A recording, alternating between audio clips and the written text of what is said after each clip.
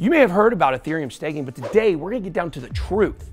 So if you've ever been interested in having a validator node or making passive income with Ethereum, you're definitely gonna wanna check out this video. In fact, a lot of people are telling you that all the validators are gonna dump the price of Ethereum. At the end of this video, I'm gonna tell you why that's not true. Let's get it.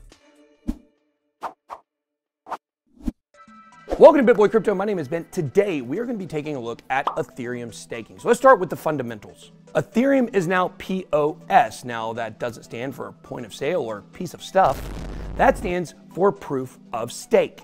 This means it is a staking project now, which also means you can earn more ETH by staking. So let's talk about what staking is and what it does. No, proof of stake is not your receipt from Ruth's Chris Steakhouse. So the staking is done by two parties. First, you have your validators. These are people or a company running an ETH node that has at least 32 ETH locked up on it. And you also have to run the validator software. You also have what are known as delegators. So you have validators and delegators. Now, these are people that own ETH. They may not own 32 ETH, but they still want to take advantage of the passive income rewards. So they want to stake their Ethereum, but they're not going to be running a node. When a delegator joins a validator, it's called a pool. You may have heard the term staking pool before, and this is where that comes from.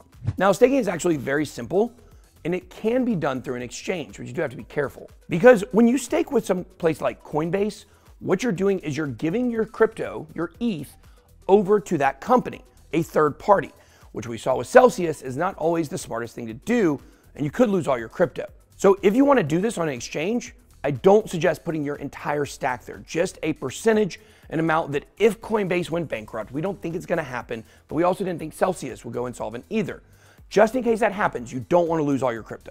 And personally, I can't ever advocate for people using third-party exchanges to stake, but also some people feel comfortable doing that, so that's your right. Now, Coinbase staking is very simple, and it's got an APY of 3.28%. If you want to get higher rewards than that, you can check out Lido Finance. It offers up to 5.2%. But to make this happen, you've got to have Ethereum, right? So the biggest exchange in the world, well, that's Binance. So if you want to sign up for an account with Binance, then make sure to check out the link down below.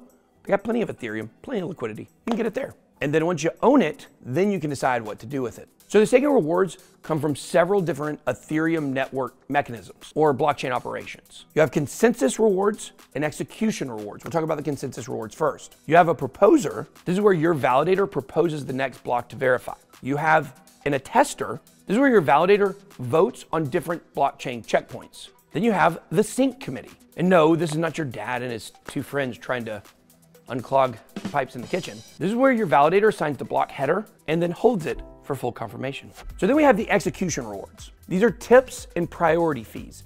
These are given when people are trying to speed up their transactions. Then you have the MEV. This is the fee for the reorganization of a block. Now you might remember there was an MEV scandal. This is where miners were front running the blocks. It's a long story. It did have some negative coverage around it, but that's what MEV is. Now, when it comes to the yield for these Ethereum nodes, well, how much you get? That varies on your network activity with your node. ETHPOS has now brought on more deflationary pressure onto staking. So you may look at a chain like Solana and say, well, the yields are much higher on average than that of Ethereum, but are they really? Yes, technically, Solana has a higher yield. However, due to POS now, Solana has a much higher inflation rate. So even though you're actually making more money with the yield, you're actually losing money over the long term because the inflation is much higher. We all know what inflation is doing to our economy. It does the same thing in blockchain. Now, staking on chain with a validator node, basically not staking through an exchange, well, there's a great way for you to make passive income during a bear market. Now, in the beginning of the video, I said there are a lot of people out there that are telling you that what we're going to see is when the Ethereum lockup is over with the validator nodes, which I believe is the first 6 months, we're going to get this massive dumping of Ethereum. Well, guys, I just don't think that that's true. When people locked up their ETH in these validator nodes, going back as far as 2020, people knew that most likely we would see a rise and a drop in price as we do every 4 years. So to think that the moment that these validator nodes can pull all their Ethereum off and sell them, when within 1 year's time, it's very likely the Ethereum price is heading back to an all-time high, well, that just doesn't make a lot of sense. These validator nodes, they don't cost a lot of money to run outside of the ETH that you have locked up on it.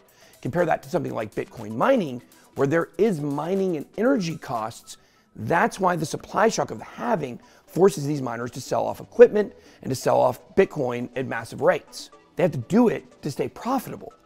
Validator nodes are not like this. So while a lot of people are telling you it's going to tank the market, I just don't see that happening.